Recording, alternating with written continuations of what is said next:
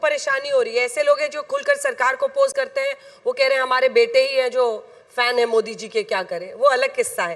लेकिन अब आते हैं बिहार के बिहाइंड द सीन्स पे। जब मैंने पिछली बार आपका बिहार में इंटरव्यू किया तो मैंने बहुत जानने की कोशिश की कि सीटों को लेकर क्या बातचीत हो रही है। उन्होंने कहा आप जो हमारे आपस में बात होती है वो हम नहीं बताएंगे, लेकिन अब तो आप थोड़ा सा बताइए कि बिहाइंड द सीन्स क्या हुआ। पहली बार आप नीतीश कुमार के साथ विधानसभा चुनाव लड़ रहे थे, आपको ऐसी सीटें दी गई थी जो कि बहुत चैलेंजिंग थी। जो 19 सीटें आपने जीती हैं उनमें से 17 सीट तो ऐसी थी जो आज तक एनडीए बीजेपी जेडीयू कोई जीता ही नहीं था उन पे। बिहाइंड द सीन्स क्या हुआ था?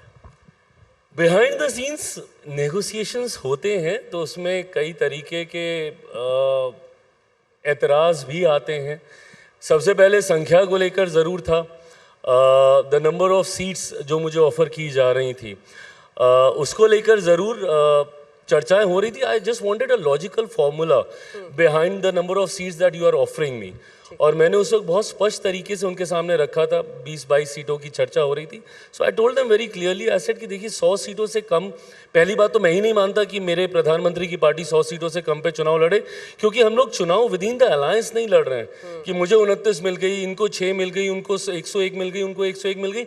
हम कितनी सीटें जीतकर विधानसभा में जा रहे हैं, इवेंचुअली वो नंबर मायने रखेगा, वो आंकड़ा मायने रखेगा। तो ऐसे में 100 से कम जब सामने वाला विपक्षी दल 140 प्लस सीटों पे चुनाव लड़ रहा है, तो ऐसे में प्रधानमंत्री की पार्टी 100 से कम पे चुनाव लड़े, ये मुझे ही नहीं स्वीकार होता। तो ये मैंने ही खुद ऑफर किया था कि 100 पे अगर भाजपा लड़ती है तो मैं मान के चल रहा था कि उससे 2-3 सीटें ज़्यादा ही जनता दल यूनाइटेड लड़ेगी। मैं ये मान रहा था कि हम बाकी के जो 3 दल हैं, हम लोग के पास 40-42 सीटें रहेंगी। सिंपल सा फॉर्मूला था कि 5 या 6 विधानसभा बांध दीजिए एक लोकसभा के ऊपर, और उस हिसाब से आप सीटें बांट दीजिए। 6 का आंकड़ा तय हुआ, 6 पंजे 30 होता है, मुझे फिर भी एक सीट कम मिली, 29 सीट पे हम लोगों ने फाइनल किया। But rightly said, out of those 29 seats 26 seats ऐसी थी जो हारी हुई सीटें थी, जो डिफ़िकल्ट चैलेंजिंग सीटें थी। बट हाँ, जिस तरीके से 19 सीटें हम लोगों ने जीती, ना सिर्फ 3 जीती हुई सीटें मैंने वापस गठबंधन को दी, बल्कि 16 ऐसी सीटें मैंने उनको जीत कर दी जो अभी तक हम लोग नहीं जीते थे। 16 सीट। क्या चलता है चिराग पासवान के बारे में बिहार में? अच्छा क्या? वो कह रहे हैं उनसे कहिए कि आप उनकी तरफ देखें, मेरी तरफ ना देखें। राइट। देखने का जी करता है। मतलब क्या है चिराग का, क्या चल रहा है? मतलब चिराग में ऐसी क्या बात है इस वक्त? आपको क्या लगता है? आप भी तो रिफ्लेक्ट करते होंगे ना, क्योंकि मैंने आपके हार्ड डेज भी देखे हैं जब आप अपनी माँ के साथ बैठकर आपने इंटरव्यू दिया, और उस वक्त आपने दिल खोल के बातें की थी कि कैसा आप बहुत आहत थे।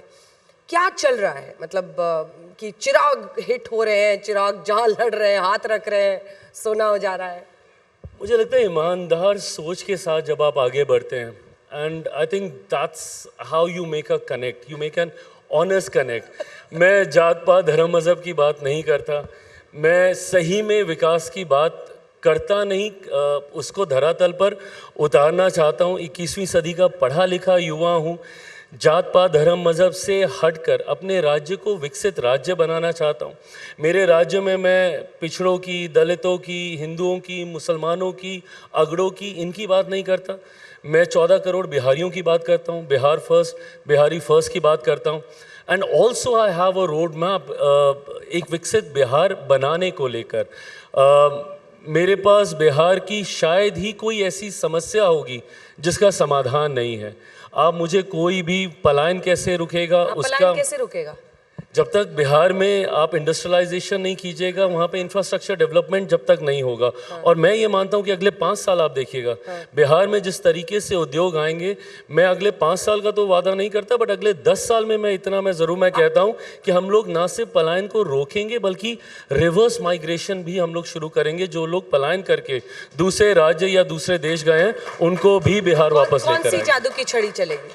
हाँ? कौन सी जादू की छड़ी चलेगी? जादू की झड़ी नहीं है, मुझे नीतीश लगता है। कुमार 20 साल से सीएम है वहां पर, आप फूड प्रोसेसिंग में आप वहां पर क्या कर रहे हैं? आज कमिटमेंट करके जाइए। अंजना जी, मैं पहली बात तो ये मानता हूँ, अब मैं बोलूँगा तो राजनीति लगेगी, बट जिस तरीके से 90 के दशक में बिहार को बर्बाद कर दिया गया था, पूरी तरीके से बिहार का इंफ्रास्ट्रक्चर धराशायी कर दिया गया था। आज की तारीख में आप उस राज्य में उद्योग लगाने की सोच ही नहीं सकते जहाँ पे सड़कें नहीं हो, बिजली नहीं हो, पानी नहीं हो।